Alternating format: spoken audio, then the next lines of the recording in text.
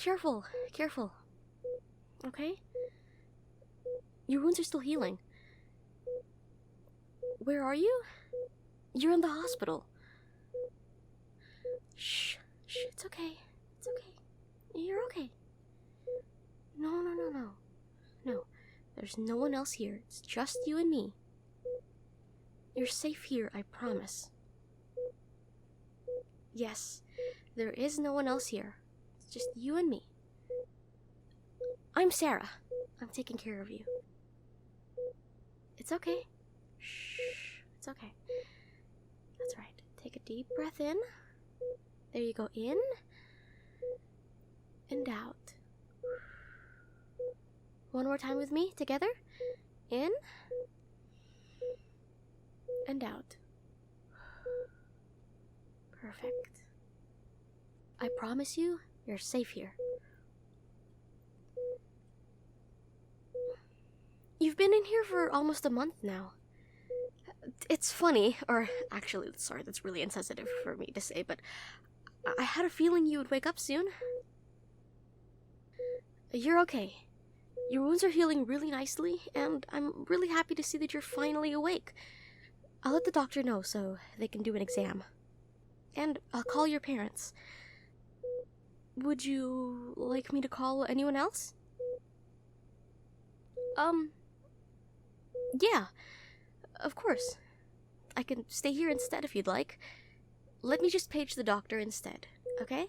Don't worry. Allison is the on-call doctor today, and she's a real sweetheart. You're in good hands.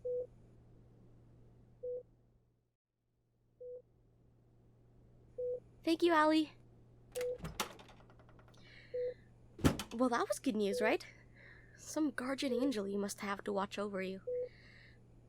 You'll be out of here in no time. Wait, what do you mean? You don't want to go home?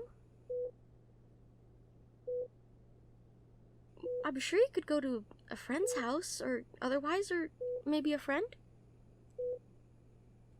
Oh no. Hey, hold up, I've got Kleenexes. Can I? Okay. Listen, it's not a decision that you have to make right now. I'm afraid you're stuck in here still, and when you're not, and if you don't have a place then, I'll help you. Okay? Why?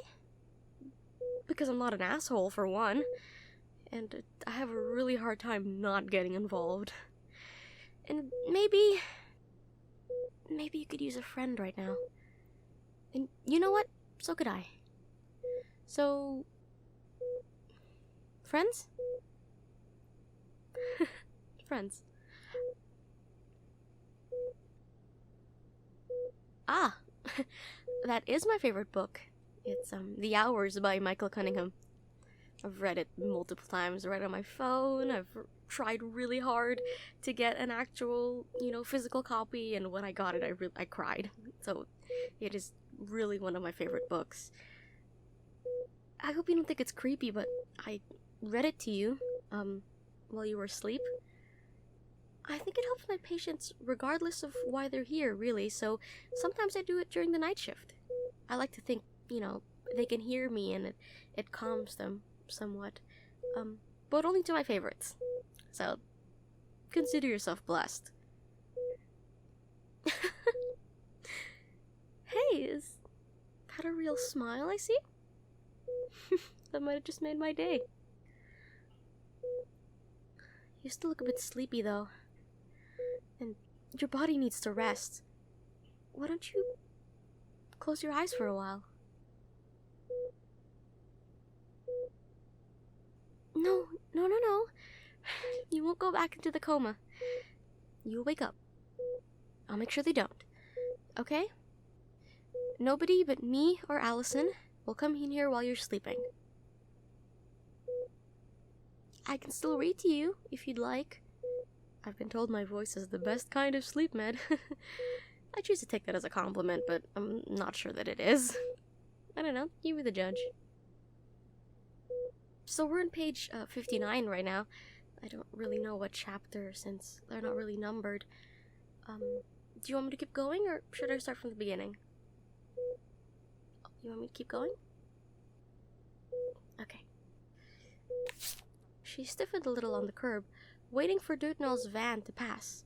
A charming woman, Scrope Purvis thought her, knowing her as one does know people who live next door to one another in Westminster. A touch of the bird about her, of the jay, blue-green, light, vivacious, though she was over 50 and grown very white since her illness. There she perched, never seeing him, waiting to cross, very upright.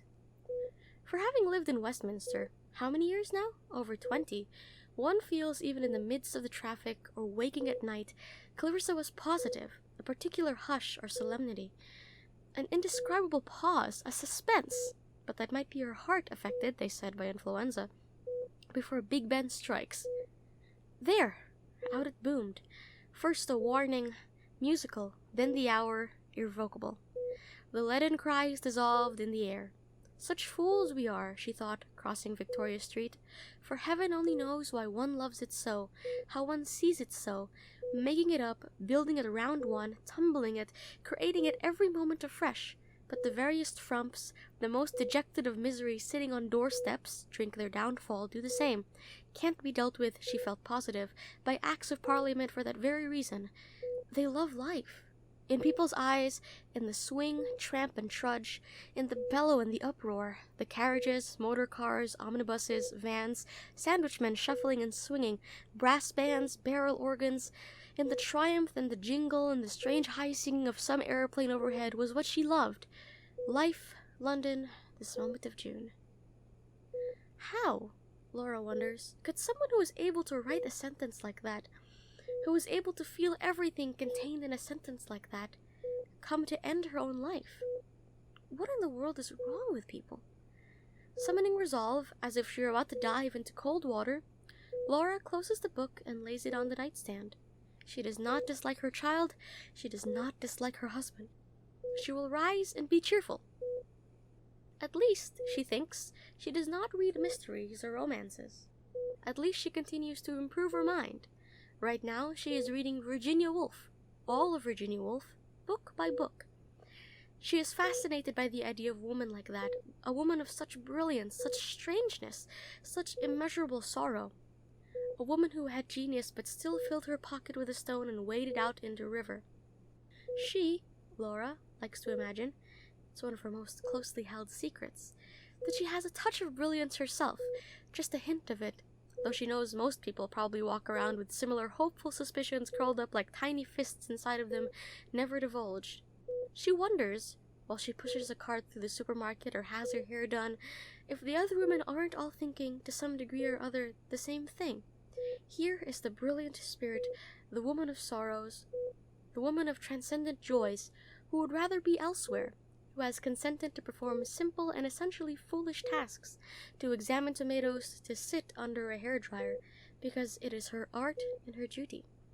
Because the war is over, the world has survived, and here we are, all of us, making homes, having and raising children, creating not just books or paintings, but a whole world, a world of order and harmony where children are safe, if not happy, where men who have seen horrors beyond imagining, who have acted bravely and well, come home to lighted windows, to perfume, to plates and napkins.